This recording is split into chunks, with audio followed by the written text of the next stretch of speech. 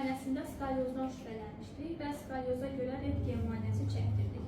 Və məlum oldu ki, həqiqətən də bu pasiyentimizdə ikinci dərəcənin sonu, üçüncü dərəcənin əvvəli esvari bir skalyozumuz var və rentgen dərəcəmiz də buradadır. 19 bucaqlı bir skalyozdur və aşağı hissədə isə 25 bucaqlıdır.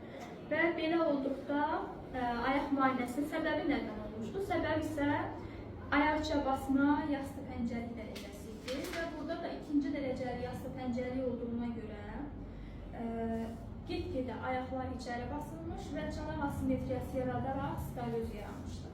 Bu pasiyentimizdən indi necə yol alacaq? Yaşını nəzərə alsaq və dünya praktikasını nəzərə alsaq ki, yəni bu cür pasiyentlərə nə cür yanaşırlar? Əslində 3-cü dərəcənin əvvəli olan pasiyentlərdə istifadə edildiyimiz şenokarset olur, hansı ki sərt karsetdir və korreksiya edici bir karsetdir.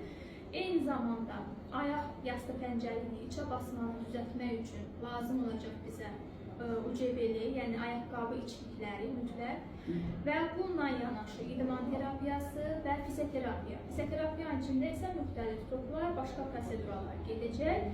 Belə kompleks bir müalicə nəticəsində yaşını da nəzərə alaraq sümüklərinin hələ də bərkimədiyini, yəni hələ ki elastikliyini qoruyub saxladığını nəzərə alaraq yaxşı nəticələr almağa planlayırıq.